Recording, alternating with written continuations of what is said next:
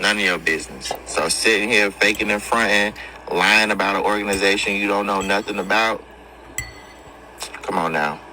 You can stop it. You can stop it. You can stop it. I don't like that I had to, race like the Flash across this part, so I'm going to read that again for you guys. I want to apologize about that. Many authors have published books on Freemasonry, some preaching the rituals, some their, personal observations of certain facts, but few of these authors having themselves passed into occult masonry, the real masonry of the Kabbalistic degrees, which is in touch with all secret societies, Masonic as well as non-Masonic, have been able to state that Luciferian occultism controls Freemasonry. Now you may be wondering, conspiracy, truth movement, how can you prove that Luciferian occultism controls Freemasonry? I'll help you out there. Now, a lot of Freemasons like to discredit this lady. She is Alice A. Bailey. She's an occultist. She was a Freemason in Europe, regardless of if Masons in the United States don't like to admit it. But over there in Europe, you could be a Freemason and a woman. Argue with the Freemasons over there. I don't got time for that. But the reason why I'm bringing her up is because this. She was an advanced occultist. She was a part of the Theosophical Society. She created her own publishing company called Lucifer Trust. But she got so much backfire for it, she called it Lucis Trust. And they keep many occult books in her Lucis Trust publishing building, or whatever you want to call it. But the point is, though, she has her books at the United Nations. And I found something very interesting. It says this.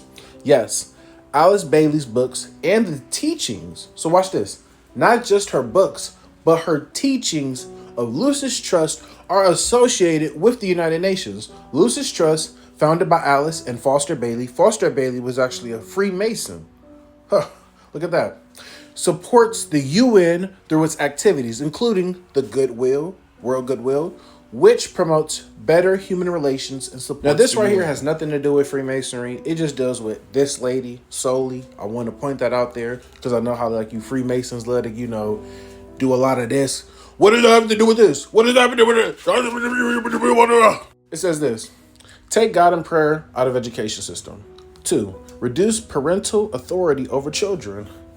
That definitely has happened. 3. Destroy the traditional Christian family structure. Has that happened? 4. If it's free, make legal and has that happened?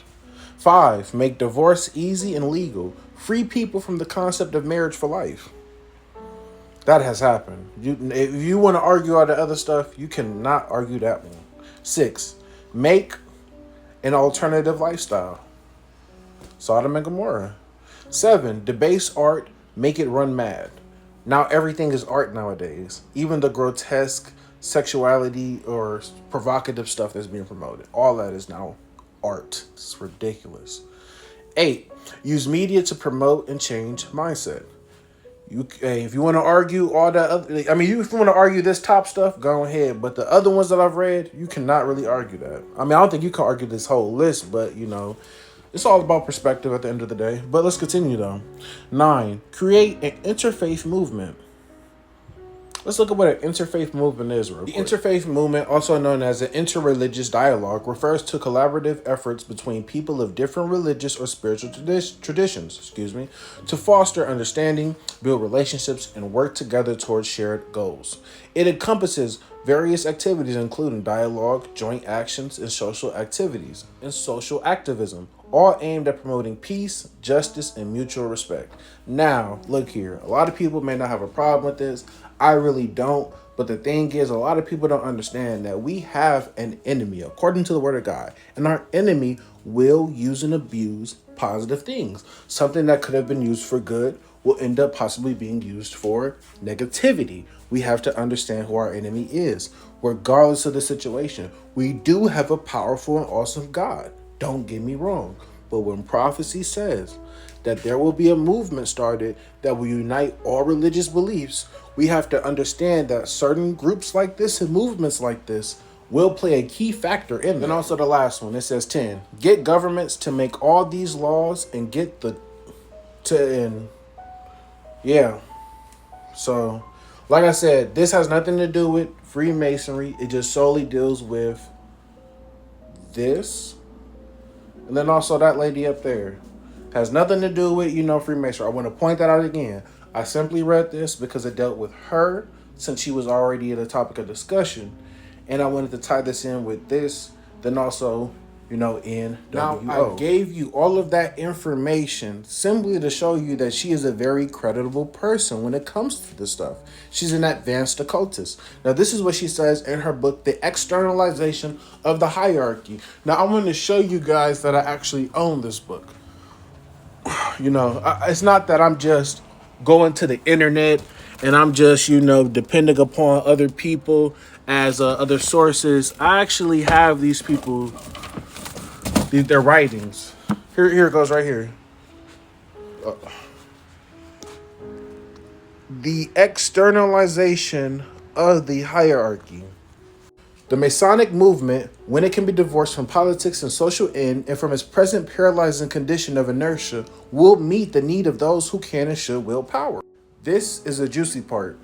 It is the custodian of the law. It is the home of the mysteries, the ancient pagan mystery religions, and we'll go into that as well. And this, let's go into it right now. This is a chart right here. The ancient mystery religions were taught in Babylon, Egypt, India, Persia, Greece, etc. And they were all forms of pantheism. So God and everything in God. But the Bible doesn't teach that. Now look here. The ancient mystery religions also had witchcraft, sorcery, divination, spiritism, most occult practices, Eastern religions such as Hinduism, Buddhism, Shintoism, etc.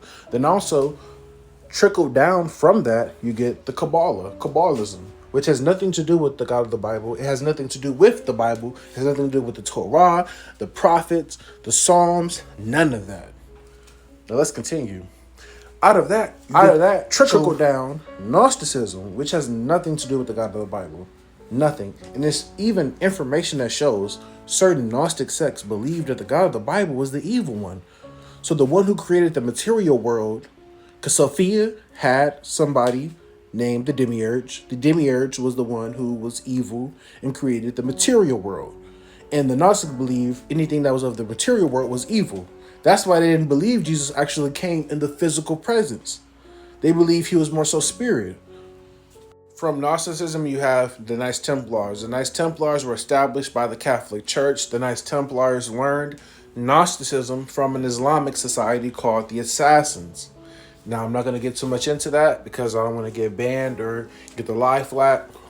Then out of that situation, you have the Rosicrucians. They practice the Kabbalah, which has nothing to do with the Word of God, as I've already stated. Rosicrucians with the Stone Guilds helped form Freemasonry. Freemasonry was infiltrated by the Jesuits, but then also Adam Weishaupt, who also was a Jesuit. But Adam Weishaupt formed this group called Illuminati. Then after that, you have Marxism. Karl Marx was a Freemason.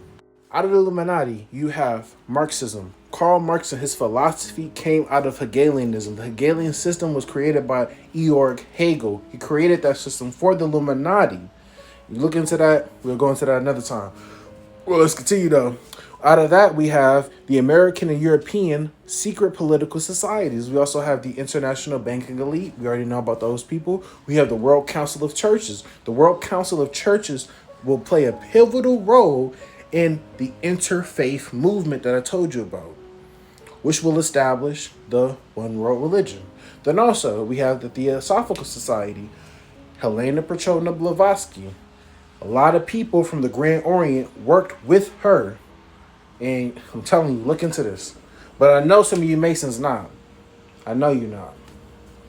Then also you have other different cults coming out of the Illuminati.